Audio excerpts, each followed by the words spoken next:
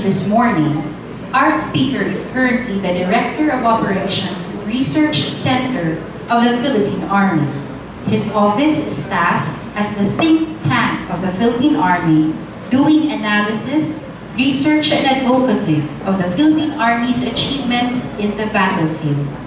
He is a product of the Philippine Military Academy, the University of the Philippines, and various U.S. Army training institutions.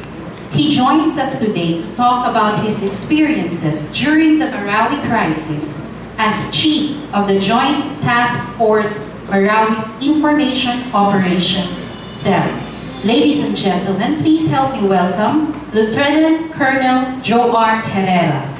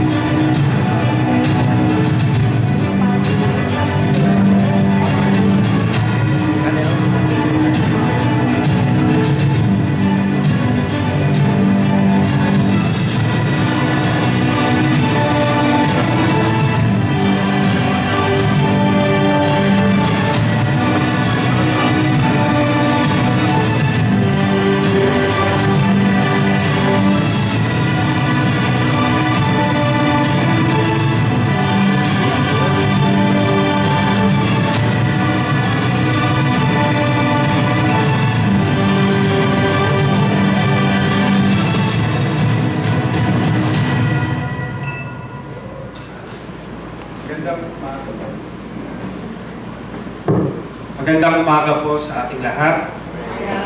Good morning. Ito ay isang karangalan na makapagbigay po ng information sa inyo bilang isang partner in the information dissemination. Sabi nga nila, save the best for last. I am sure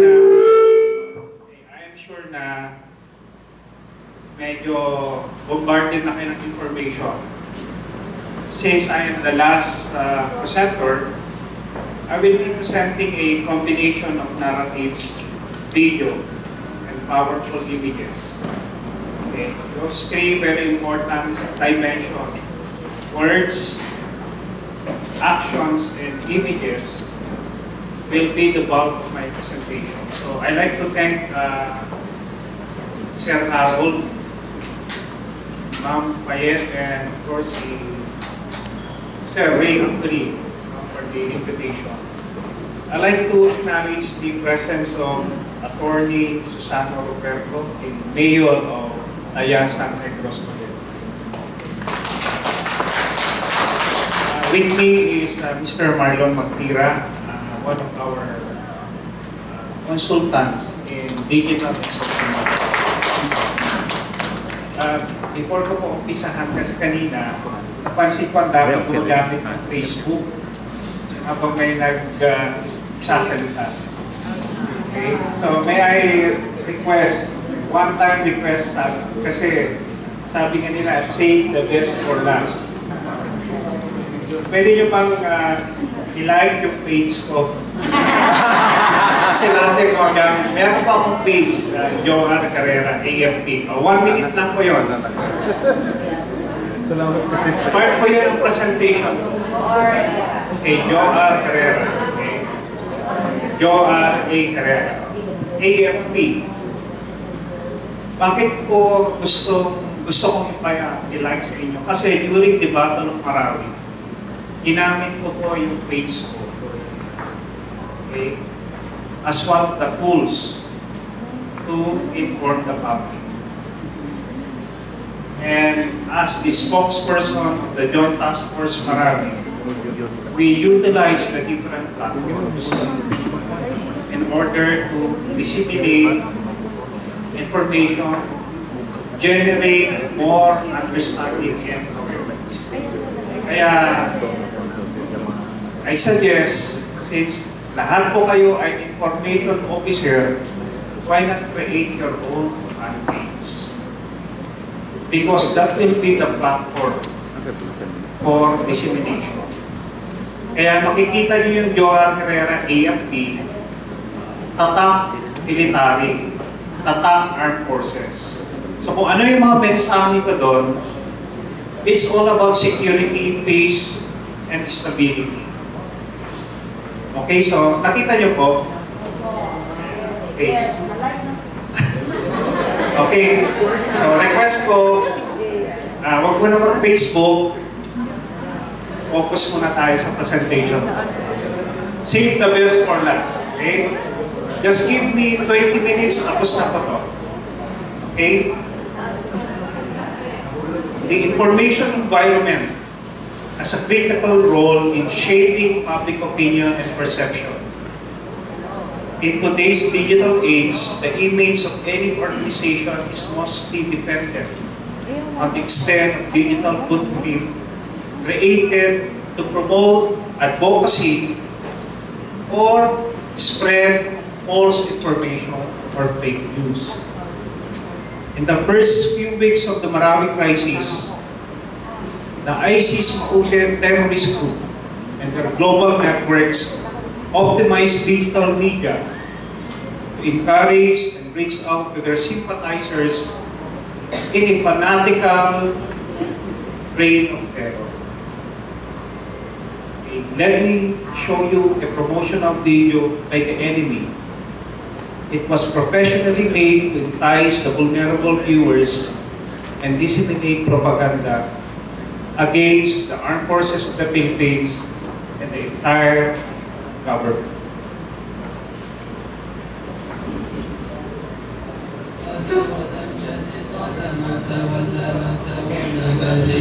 To the furthest edges of the East, which the reign of the Ummah of Muhammad sallallahu alayhi wa sallam would reach as promised. Marawi.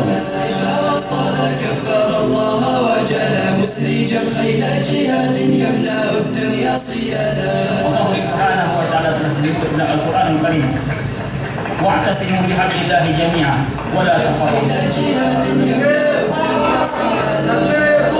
Just 2 years after the truthful soldiers of Allah united upon the heart of one man and gave bay'ah to Amirul Mu'mineen, Allah rewarded them with a series of bold conquests that led to the swift opening of Marawi. Those soldiers of the Taghut were humiliated and chased out in a state of panic. The Muslim prisoners were freed, and by Allah's power and grace, the banner of truth was raised by the Mujahideen to flutter high in the winds of jihad, winds that swept through to remove the air of humiliation that lingered over the region as a result of the Taghut government's concerted efforts to subjugate the Muslims, expel them from the land, and sever the bonds of wala that united their hearts and kept them together.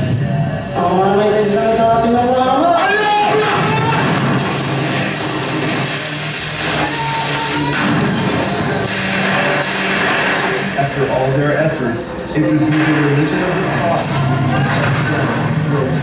The Crusaders' enmity and hatred towards the Muslims only served to embolden a generation of youth who wielded the weapon of Iman to strike down Kufr, stomp on its idols, and rip apart its shirky sins. We will make revenge, more revenge inshallah. More revenge for the masajid destroyed by the kuffar, remember this. You kuffar, remember this. We will be known inshallah. We will be known inshallah.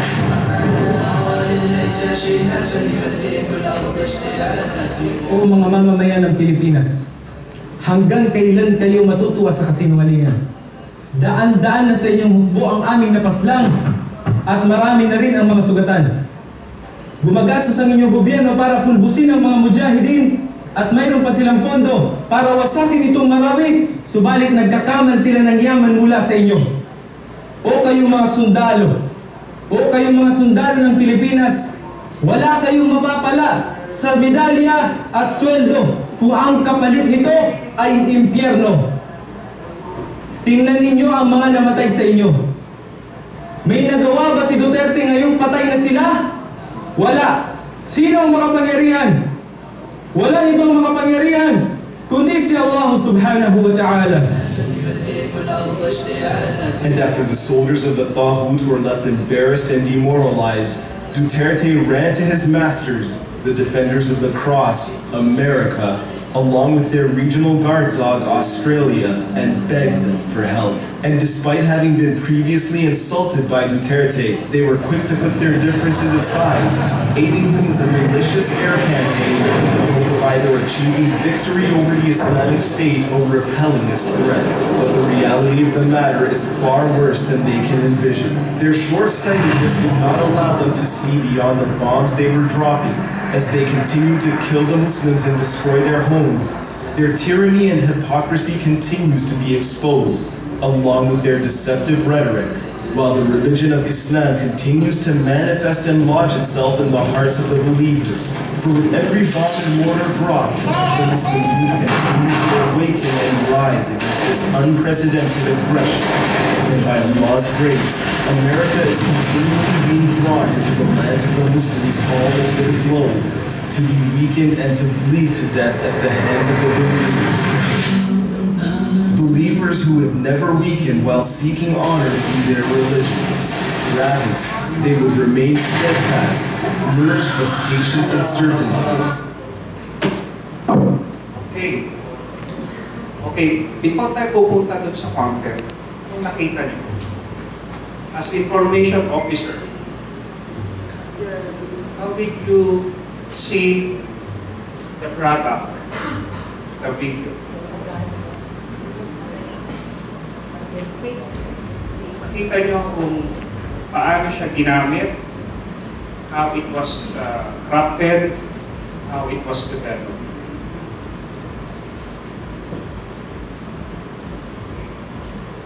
Aside from the content, the message, did you know that more than 30,000 young individuals joined the ISIS in a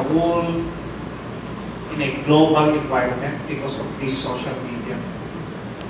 This is a product. This is a propaganda product that spread lies, that spread false narratives. At ito yung kino-confront natin every day. This video was uncovered in a few weeks of the battle. And the ISIS was developing 30 products a day. Either print, either video, messaging, using the different platforms, Telegram, Viber, Twitter. To be honest with you, ako mismo na-shock ako kasi Facebook lang ang alam ko.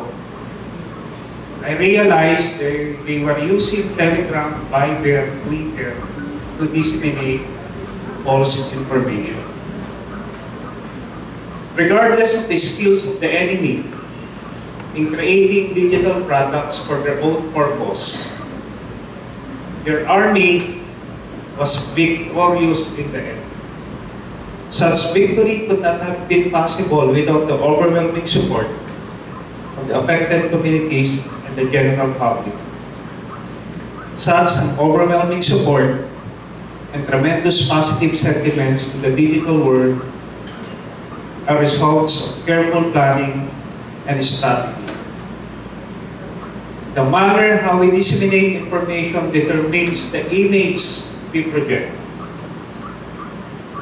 Adequate words, appropriate actions, and powerful images. If you will notice in the video of the enemy, they have the same qualities. They have adequate words, the actions, the ongoing actions in Marawi, and they have powerful images. Pinakita nila kung paano nila na-neutralize yung sundalo. Pinakita nila kung paano nila deliberate yung mga prisoners in Marawi. And they have a strong message to the Filipino soldiers, di ba? Recruitment, radicalization, distortion of Islam. And of course, yung isa pa is they mentioned that America and the Australia helped us in air campaign, pero hindi po yung totoo. Wala pong tumulong na foreigner sa atin during the actual battle. Okay? Pero kita mo anong sinabi nila? It's the Australia, America helped us to destroy the homes of the Maranao people. Bakit nila sinabi yun? Because they are also getting sympathy from other countries. And one example, bakit sila effective? 50 Indonesians. 32 Indonesians killed inside the main battle area. And the other were arrested. Indonesia pa lang po yun. Okay?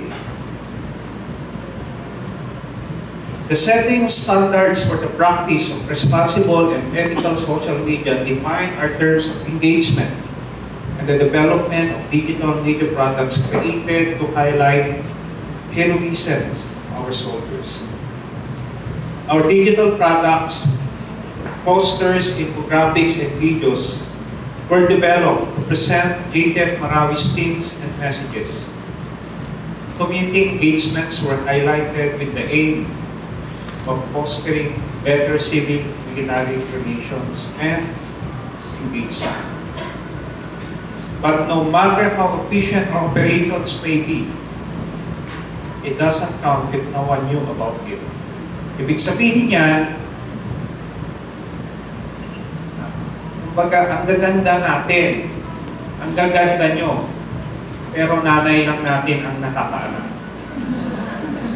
Ang ibig sabihin nun, we have our government. We have a lot of good things that need to share. But sometimes we lack imagination. We lack that passion to share the information to the world. So, ganun po ang ginawa namin sa JTF Marawi. We need to highlight the heroism of our soldiers. We need to showcase sacrifices. Kaya nung first video pa lang, nung 5-minute break, meron na kaming pinakita na video. Targeting the millennials. Combination of music and images and actions. And nag-observe ako kanina sa likod. Kasi kanina po, halos lahat nakatingin sa cellphone. Pero nung biglang pinakita yung video, yung focus nandun. So that's how we develop our products during the Battle of Marawi. It's a combination of adequate words, appropriate actions, and powerful images. And we need to share that. I think that's our job. Not only in the government, but in our organizations. That's very critical. Kasi sayang yung initiative ng municipality. Sayang initiative ng municipality of Tayasan if we will not share to the world yung mga innovations na ginagawa natin. Because that's how we effect change and mobilize support from our stakeholders. Our digital products should be reached to the large part of the community. And the large part of the community we serve should be aware of our efficiency. In our experience in Marawi, the mainstream media played an important role in our information operations. So we employed effective media relations. Sa totoo lang po, hindi talaga ako spokesperson. I am a Scout Ranger officer. I am trained in search and destroy operations. I am trained leading men in combat. Pero bigla na lang akong sinabihan during the Battle of Marawi, o ikaw na maging spokesperson. At pag-gising ka ng umaga, nandito na lahat yung media, international, local. So just imagine, hindi ko biro yun, talagang very challenging yung it was a tough job. But because I think this is very important, establish relationship, establish strong connection with the media. We make it sure that we have strong media relations because journalists are our best allies. Efficiently send our messages and narratives across affected communities of the general public. We maintain good relations with the media to get our stories published for the consumption of the large part of the public. Each member of our team was trained how the media should be treated. We conducted media relation trainings and seminars for our personnel because we needed the journalists in the same manner that they needed us. Importante pong intindihin natin yung motivations nila.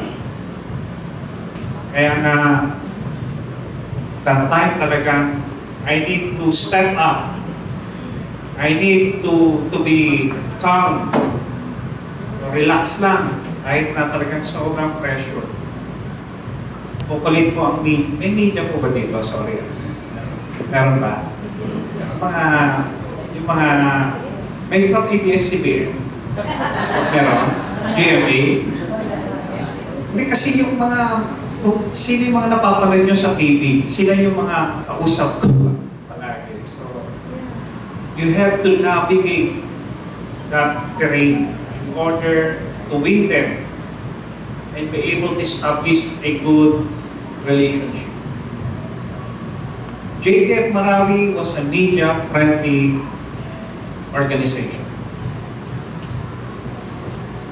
And it's still applicable and will always be applicable for any organization that engages in public information even today. It's the same principle po. I'm sure you know that. Mas magaling po kayo.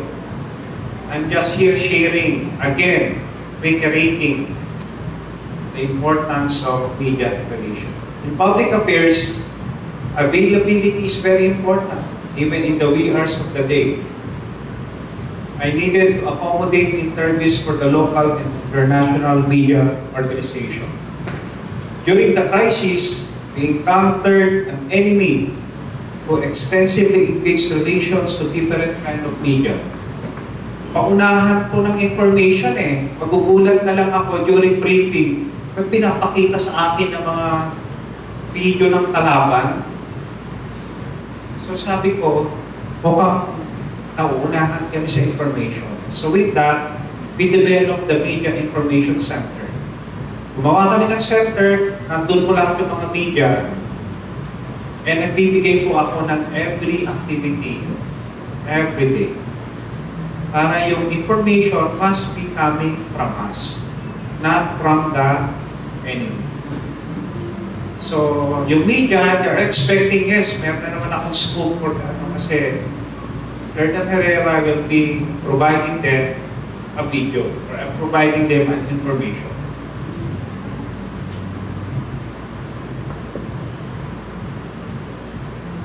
But we were prepared to face them because we already anticipated that digital media would be utilized in a modern warfare.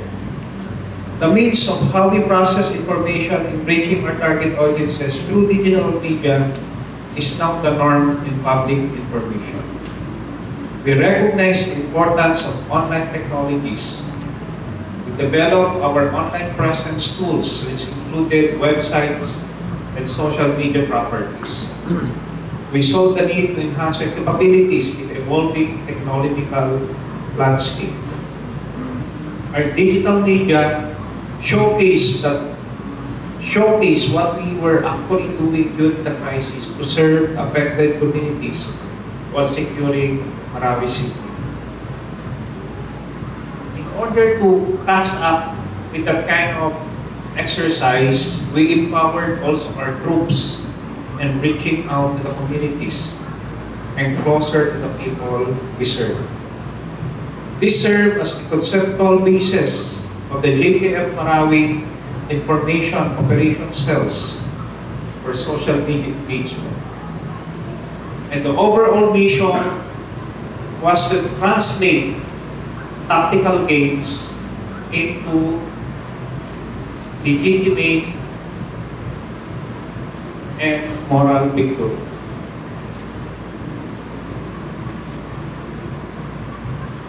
I think that's also a very important to learn from your organization. Make sense of the information, make sense of what you are doing to create legitimacy, to create moral victory. Kasi ang ibig ko sabihin yan, while you are winning in the main battle area, we intend also that people, affected communities, are the ones supporting us. Masakit po yung lumalaban ka, hindi ka suportado ng tao. Masakit po yung lumalaban na minumura ka ng taong bayan. So that's, I think, the philosophy of our vision.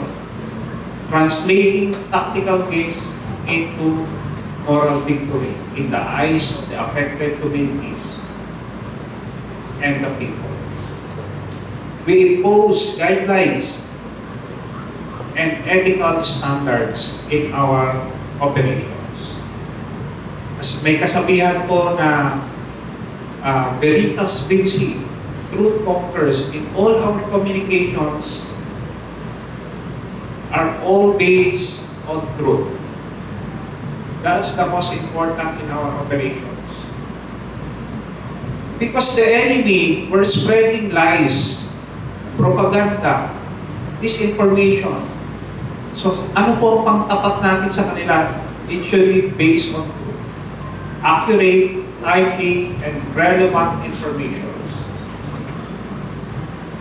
The efficiency of our online initiatives aim at influencing positive sentiments generated an enormous amount of support from public, thereby legitimizing our military operations.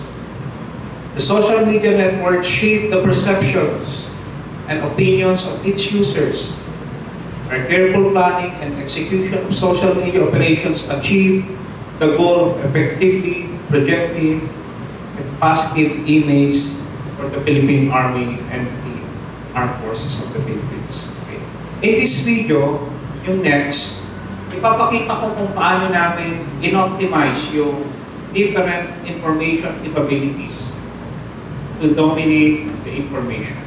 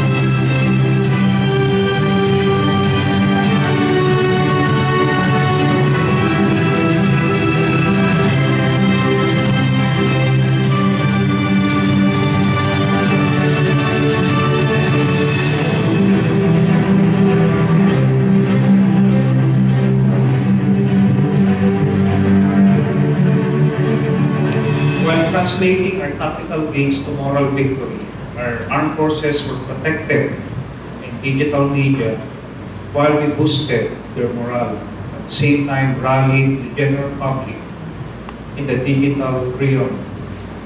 We intend to sustain our gains in partnership with the different sectors, especially the Public Information Agency. In fact, during the Battle of Marawi, we had a strong collaboration with Harold Gavite, your USEC, by providing a collaborative engagements in order to facilitate information dissemination. And we will continue to produce graphics design to become innovative and adaptive.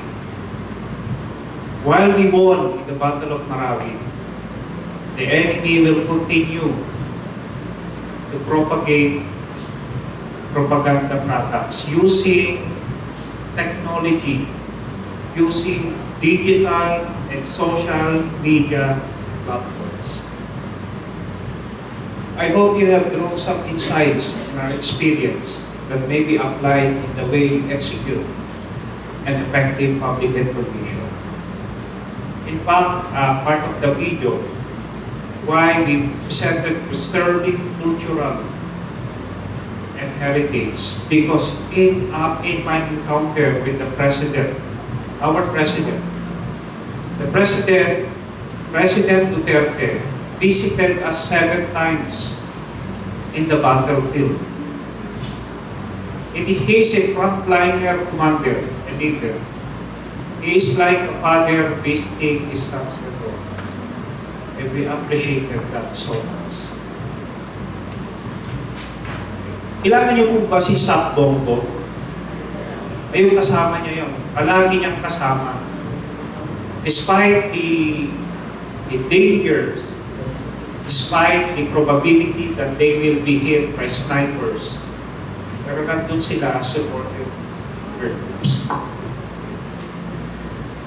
Lastly, kayo mag-alala, last na to. Okay.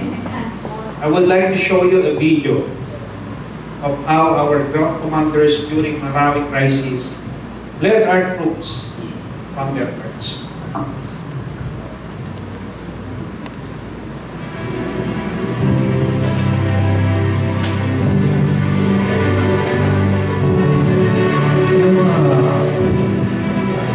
Labanan kasi na-handle ko, no? At saka kung saan ako naging commander. Kami niya noon sa sa Bolod. Pero dito, ang labanan dito sa urban area. And alam naman natin, pag sa urban area, titingnan pa rin yung capability ng ating mga sundalo. Kung train ba tayo at saka well-versed sa pag-address ng threat sa isang urban area.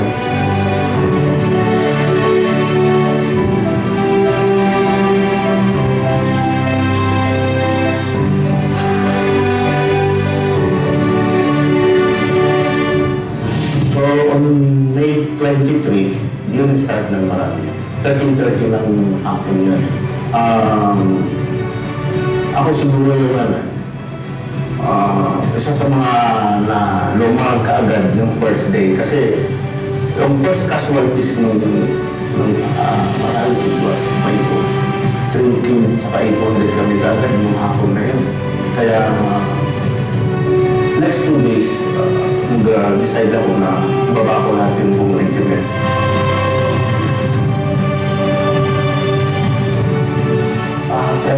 Every life soon. Napakabila ng accomplishment. Kasi nakikita namin na everyday bombing, everyday fighting. So nakikita namin parang hopeless, baka wala nang makasave. And then makasave ka ng isa, then mga tatlo. Lalang mo din sa river. Just to cross. Under fire ng kailangan. So, yung feeling na yung isa Filipinos na masasave mo life. Na hostel lang eh. Tulog tayo ng instant. Doon pasok yung sa'yo mo ng mga bata, maliliit yung ano. So, dati mo, pero pagpili.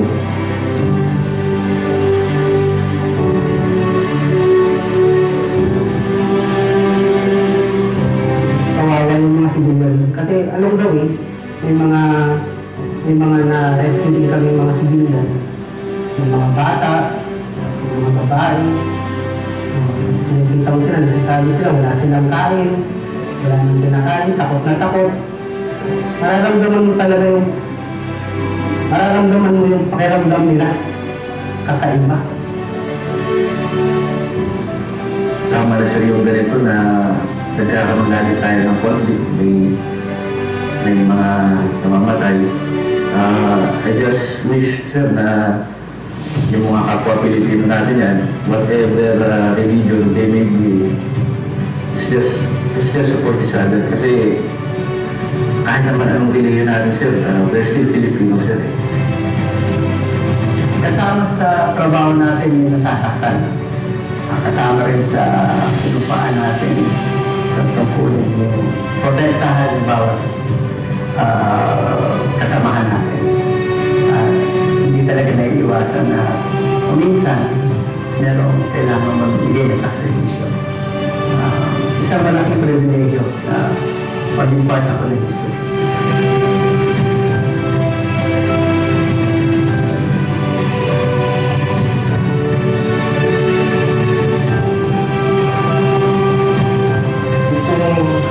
Ano dito sa Marabi, halos sa tagal na itong laban namin dito, napakaraming hindi ko malilimutan dito mga alaala. May isa akong bunte, critical, na iwan siya. Tinatawag niya mga kasamahan, sasabi niya, mate, andito ko. Pilit siyang dinadapang ng tropa. Nagumapang na una, tinamahan. Lumapit ko din siya, hindi na yun. So naiwan pa rin yung ulan doon. Sumunod na yan, sumunod na. Halos lahat na yan, dumami, nag-dress up na lahat ang mga tropa dahil na may naiwan ka rin kasama. Ako nagkocontrol sa kanila, tinatawagan ko siya sa radio. Kita mo yan. Bumabaliktad, tapos hindi na halos makadalaw, pero dinadapak ang balin niya, pumuputok pa rin.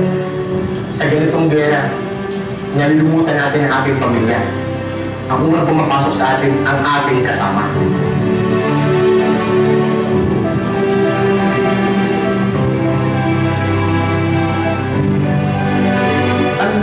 Ang taas ng moral ng ating boses. Kaya tuloy-tuloy ang laban, wala kaming nakitang mag-back-out ng boses.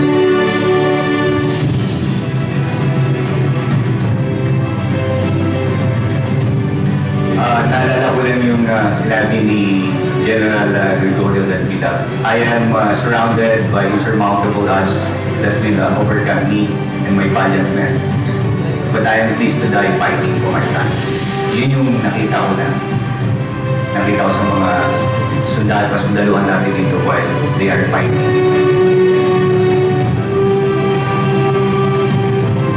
Dapat, kung ano yung itutulong mo sa kasama mo, gawin mo lang. Kasi hindi mo alam kung ano-ano eh. May itutulong niya sa'yo. Or kung mawawala na kasi o ikaw ba yung ano. So, napakanda na yung teamwork. Tulungan talaga. Merong sa ibang pag nandun sa sector ng kabila, tutulungan namin sila. Pag nandun yung kami sa sector namin, yung katabi namin sector, tumutulong din sa akin. Takot kasi dahil hindi mo alam yung sarapan mo sir, hindi mo alam yung kung sino yung kalaban sir. So, andyan naman po sa natin sinesayos na baka hindi balikan ng buhay sir o may mangyari sa amin sir. So, as long as, basta every time mag-text I love you sa dulo sir, at least kampante na bago pa mawala, kung sabi nga I love you sa pamilya mo sir.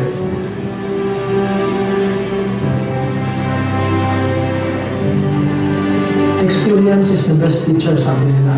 Yung tiwala sa isa't isa at yung pag-unawa namin sa aming mga tauhan at sa aming mga nakatataas ay almost Absolutely.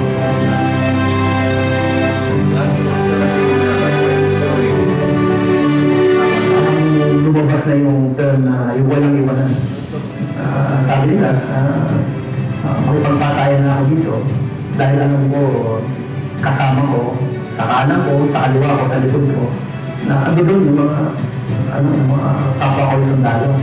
At iba yung feeling pagka sabay-sabay kayo talagang motivated at walang takot na harapin yung mga kalaban.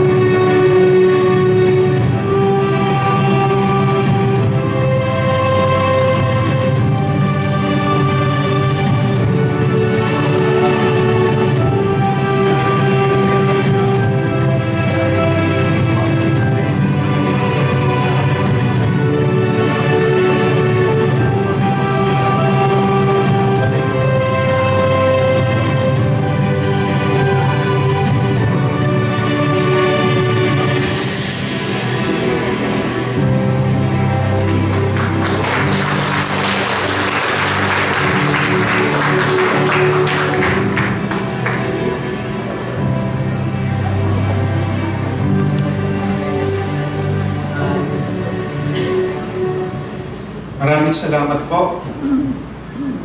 And part of my presentation, we documented our experience in Marawi. So we documented one very important aspect, the public information. So we dedicated a book intended how we conducted our public information. So the title is Effective Public Information Strategies. Okay. Our experience in Marawi. We have also the picture book. Kung ano po yung nakita niyong story, it's in the book. This is a piece of history that we need to cherish. And part of our information campaign is to share this story, to share the narratives of the Marawi. Order for our people and even the next generations will appreciate the heroism, dedications, and sacrifices of our government groups. So with that, maraming salamat po, sir and ma'am, sa invitation nyo. Karangalan ko po ang paglingkod sa inyo ngayong araw na to upang ibahagi po ang aming kwento. Isang kwento na nagpapatunay na tayo bilang Pilipino ay tapat sa ating sinumpaang trabaho upang magampanan natin ang ating mga misyon. So again, maraming salamat po at buhay po ang RADIO7 ang Public Information Agency. Maraming salamat po naman mula sa Radio 7. Mabuhay po ang Sundalong Pilipino.